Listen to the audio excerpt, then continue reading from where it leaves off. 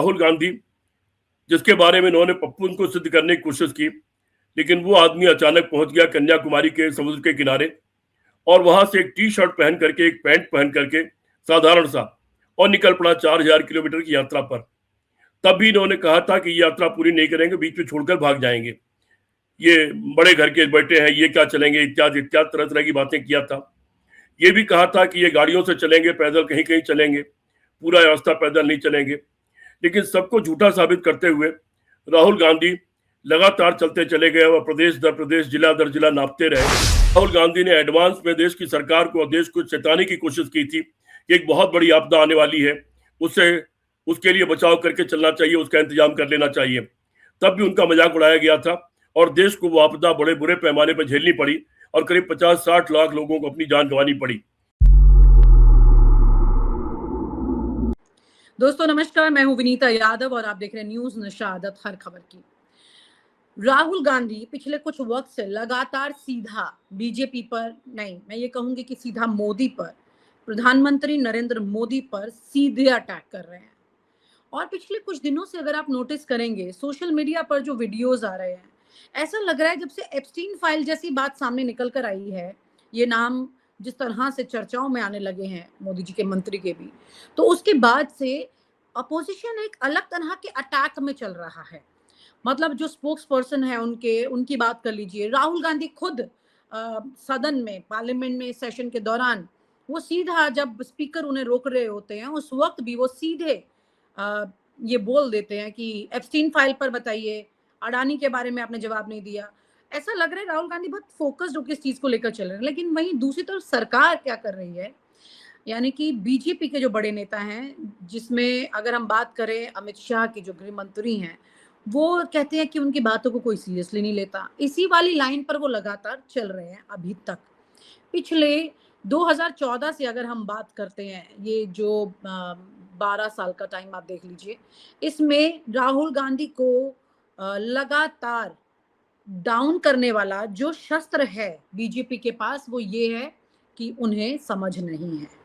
क्या वाकई में समझ नहीं है? यानी राहुल गांधी जितने गंभीर आरोप नेता प्रतिपक्ष हैं वो इस वक्त देश में सदन में, अगर वो जितने भी आरोप लगा रहे हैं, क्या उन आरोपों के सामने यही एक दलील बचती है? इसी पर चर्चा करने के लिए हमारे साथ डॉक्टर सीपी राय जी जुड़ रहे हैं और उन्हीं से इस चर्चा को आगे बढ़ाएंगे, क्योंकि सर बहुत सारी बातें ऐसी होती हैं जो जनता नाप तोल के करती है। राहुल गांधी नॉन सीरियस हैं, इस बात को जनता ने 2014 में बहुत टेकअप कर लिया था, समझ लिया था कि हाँ भाई नॉन सीरियस हैं, पप्पू शब्द बना दिया गया था। लेकिन अब राहुल गांधी एक एक करके कई चीजों पर बहुत सारी चेतावनी देते रहे और वक्त आने पर उन्होंने ये भी कहा, देखो मैंने कहा था आपको और ये देखिए हो गया और आप लोग मेरी बात नहीं मान रहे थे। इस तरह की कई चेतावनी, भविष्यवाणियां वो करने लगे हैं। लेकिन वहीं उनकी उन बातों को कन्फ्रंट करने के लिए, उसका जवाब देने के लिए तमाम विपक्ष, निशिकांत दुबे से लेकर के उनके बड़े नेता अमित शाह तक, सबके सब, कंगना रनौत को देखिए किस तरह से, मतलब कुल मिला करके वो तो बेवकूफी बोल देती हैं, इस तरह से बात बोल देती हैं, नेता प्रतिपक्ष के बारे में ऐसे बोल देती हैं। यहाँ पर जबान का एक सांसद का मतलब समझ में नहीं आता क्या परिस्थिति है। खैर पॉइंट ये है कि ये किस तरह की वॉर है, ये किस तरह की सिचुएशन चल रही है इस वक्त? विनीता, दरअसल आरएसएस और भाजपा दोनों बड़े ही हल्के संगठन हैं, दोनों में कभी गंभीरता नहीं रही और आज़ादी की लड़ाई से लेकर के दोनों ने कभी कभी गंभीर बात नहीं की। ना आज़ादी की लड़ाई में की, उसमें पीठ पे छुरा भोंका, मुखबिरी की, स्वतंत्रता सेनानियों को पकड़वाया। उस आज़ादी की लड़ाई के खिलाफ इनके सबसे बड़े नेता ने कहा उसे क्रश कर देना चाहिए। 1942 में श्यामा प्रसाद मुखर्जी ने, गोलवलकर ने कहा कि सुभाष चंद्र बोस की सेना में भर्ती होने के बजाय अंग्रेजों की सेना में भर्ती होना चाहिए, और तरह तरह की बातें इन लोगों ने किया। लगातार इनका इतिहास पूरा हल्केपन से भरा हुआ है। अफवाहें उड़ाना, झूठ बोलना, चारित्रिक हनन करना, महात्मा गांधी जैसे महान आदमी तक को नहीं छोड़ा इन्होंने। इसी सबसे इनका लगातार काम चल रहा है। दुर्भाग्य से देश की जनता बह गई कुछ मामलों में, और विनोद राय से लेकर के और श्री 420 और रामदेव तक सबने एक ऐसा माहौल बनाया कि इनको सरकार बनाने का मौका मिल गया। और उसके बाद फिर उन्होंने तमाम हथकंडे अपना लिए और कुछ तकनीकी ढूंढ ली जिससे चुनाव परिणामों को बदल देते हैं। तो फिलहाल ये सरकार में है, लेकिन चूंकि इनमें गंभीरता नहीं है, इनमें समझ नहीं है, इनमें पढ़ाई लिखाई का अभाव है, ज्ञान का अभाव है, तो ये हमेशा हल्की बातें करते हैं और वो हल्की बातें लगातार सन 47 से करते चले आ रहे हैं। अटल बिहारी वाजपेयी वगैरह जरूर ऐसे लोग थे इनकी पार्टी में, जिन्होंने पंडित जवाहरलाल नेहरू इत्यादि से सीखा था, इंदिरा गांधी से सीखा था, तो कम से कम उन्होंने कुछ हद तक इस पार्टी को हल्केपन से बचाए रखा था, इसलिए उनका नाम मान सम्मान से इज्जत से लिया जाता है। अब आप ये सोच लीजिए कि राहुल गांधी, जिसके बारे में इन्होंने पप्पू को सिद्ध करने की कोशिश की, लेकिन वो आदमी अचानक पहुंच गया कन्याकुमारी के समुद्र के किनारे और वहां से एक टी शर्ट पहन करके, एक पैंट पहन करके, साधारण सा, और निकल पड़ा 4000 किलोमीटर की यात्रा पर। तब भी इन्होंने कहा था कि ये यात्रा पूरी नहीं करेंगे, बीच में छोड़कर भाग जाएंगे, ये बड़े घर के बेटे हैं, ये क्या चलेंगे, इत्यादि इत्यादि तरह तरह की बातें किया था। ये भी कहा था कि ये गाड़ियों से चलेंगे, पैदल कहीं कहीं चलेंगे, पूरा रास्ता पैदल नहीं चलेंगे। लेकिन सबको झूठा साबित करते हुए राहुल गांधी लगातार चलते चले गए और प्रदेश दर प्रदेश, जिला दर जिला नापते रहे। और अंततः वो भी दृश्य ध्यान होगा आपके दर्शकों को कि जब वो दिल्ली के पास पहुंचे थे तो अचानक प्रधानमंत्री मोदी से लेकर सारे मंत्रिमंडल के लोगों ने मास्क लगा लिए थे और ये फैलाने की कोशिश की थी कि कोरोना फिर से फैल रहा है, इसलिए राहुल गांधी को अपनी यात्रा स्थगित कर देना चाहिए, दिल्ली में नहीं घुसना चाहिए।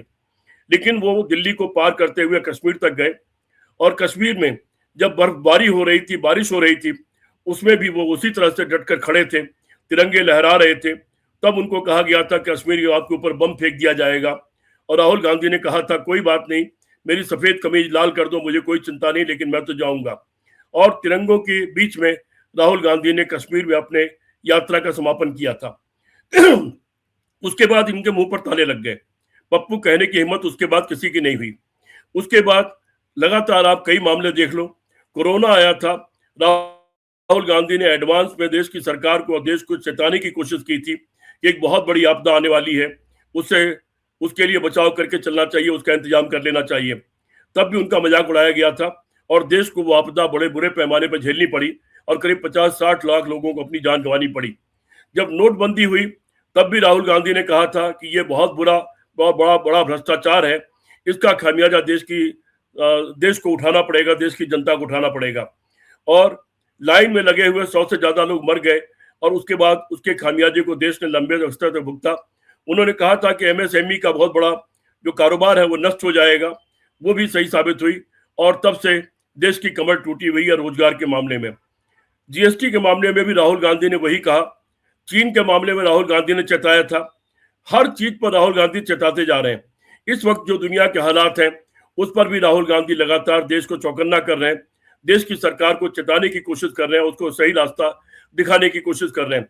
लेकिन उनको मान्यता न देने की जिद में कि उनके ज्ञान को, उनके नॉलेज को, उसको मान्यता न मिल जाए, ये न मान लिया जाए कि वो एक बहुत सक्षम नेता है, उनकी जानकारियां बहुत ज्यादा हैं, वो देश के हित के बारे में सोचते हैं, इससे बचने के लिए बार बार उनकी बातों को नकारा जाता है। अब इस हद तक उतर गई है भारतीय जनता पार्टी।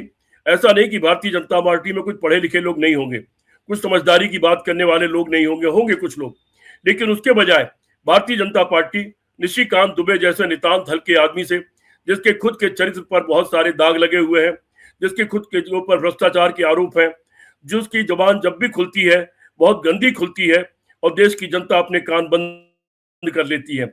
उसके बाद कंगना रनावत, जिसका इतिहास वो महिला है, मैं उसके बारे में इससे ज्यादा नहीं बताऊंगा कि उनका इतिहास खुद का पूरे देश को और समाज को पता है, उनके बारे में सारे लोग जानते हैं। इस तरह के लोगों को बीजेपी जब राहुल गांधी पर हमला करने के लिए बोलती है तो इससे बीजेपी का अपना स्तर मालूम पड़ता है, बीजेपी की अपनी सोच मालूम पड़ती है, बीजेपी का अपना चिंतन मालूम पड़ता है। सर बड़ा सवाल तो ये भी है ना कि राहुल गांधी पर, सर जब बीजेपी विपक्ष में थी तब वो एक अच्छे विपक्ष का भी रोल निभा रही थी, बहुत तेजी से सवाल करती थी, धरने प्रदर्शन कर देती थी, दुनिया भर की चीजें लोग के जहन में बात बैठ जाती थी। यही स्मृति ईरानी जो मंत्री बन करके, जिन्हें कहते हैं कि जिन्होंने एक मतलब एक लंबे टाइम तक मंत्रालय का सुख भोगा, लेकिन वहीं पर वही स्मृति ईरानी सड़क पर सिलेंडर लेके भी बैठती थी, राजनाथ सिंह भी बैठते थे, तमाम लोग बैठा करते थे। तो यानी कि वो विपक्ष में भी एक लंबी लकीर तो खींचते थे ना इस चीज की। विनीता, वो इसलिए कर पाते थे कि पहले की सरकारें डेमोक्रेटिक सरकारें थी, धरना प्रदर्शन करने की इजाजत थी। यहाँ तक कि संसद के भीतर भी अटल बिहारी वाजपेयी बैलगाड़ी लेकर के चले गए थे कंप्यूटर के खिलाफ, पहले इजाजत थी धरना प्रदर्शन करने की, लोकतांत्रिक पार्टियां थी, सवाल उठाने की इजाजत थी, नेता विरोधी दल को पूरा अधिकार हुआ तो करता था सर कोई प्रधानमंत्री धरना के नहीं बराबर। करने देगा तो इससे धरना थोड़ी कम हो जाएगा, आदमी तो धरना करता रहेगा, जिसने जितना ठीक है, रोकना है रोकता रहे।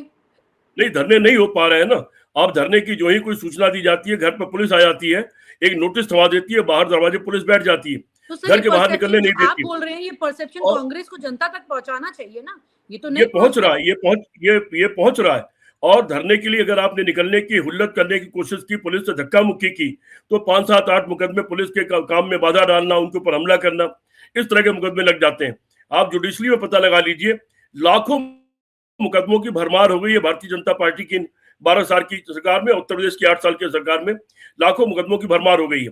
ऐसी परिस्थितियों में लोग चाह करके भी धरने और प्रदर्शन नहीं कर पा रहे हैं। संसद के भीतर जो अधिकार होता है बोलने का, सवाल उठाने का, वो आप लगातार देख रही हैं कि संसद में जब नेता विरोधी दल को ही नहीं बोलने दिया जाता, जिसका विशेषाधिकार होता है, उसका विशेषाधिकार ऐसा होता है कि जब भी नेता विरोधी दल उठ के खड़ा होता है, कोई मंत्री भी बोल रहा होता है तो बैठ जाता है, परंपरा रही है। और सिर्फ नेता विरोधी दल नहीं, बल्कि विपक्ष में बैठे हुए जो सीनियर लोग होते हैं, जिनके कई कई कार्यकाल का, लोकसभा का, राज्यसभा का अनुभव होता है, उनके लिए भी परंपरा रही है कि जब वो उठ करके खड़े होते हैं तो उस वक्त जो भी मंत्री होता है, प्रधानमंत्री बोल रहे होते हैं, चुपचाप बैठ जाते हैं, उनकी बातें सुनते हैं। ये परंपरा रही है।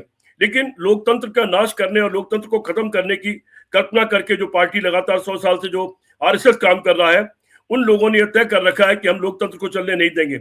और उसका वो परीक्षण कर रहे हैं लोकसभा में कि अगर हम इस तरह से लोगों को रोकते हैं, देखिए जनता में कोई इसकी प्रतिक्रिया होती है या नहीं होती है, कल को हम तानाशाही लादते हैं तो कोई दिक्कत होगी या नहीं होगी। उसके लिए वो पुलिस राज कायम करके और संसद में सबकी जबान बंद करके उसका वो परीक्षण कर रहे हैं। उनके परीक्षण में वो पूरे सफल नहीं हो पा रहे हैं, क्योंकि जब वो संसद में किसी की आवाज को बंद करते हैं और वो संसद के बाहर निकलता है तो उसकी चर्चा कहीं ज्यादा हो जाती है। किसी नेता को जब वो घर में नजरबंद कर देते हैं और नजरबंदी का फोटो अगले दिन छपता है तो उसकी चर्चा ज्यादा हो जाती है कि नेता आखिर किस लिए नजरबंद किया गया, क्या मुद्दा उठाने वाला था। कोई बहुत बड़ी सफलता इनको नहीं मिल रही है। जी विनीता। और आप हमसे जुड़े रहने के लिए सब्सक्राइब करें YouTube पर, फॉलो करें Twitter पर और लाइक करें Facebook पर। और ज्यादा जानकारी के लिए आपको टाइप करना होगा सिर्फ न्यूज़ नशा।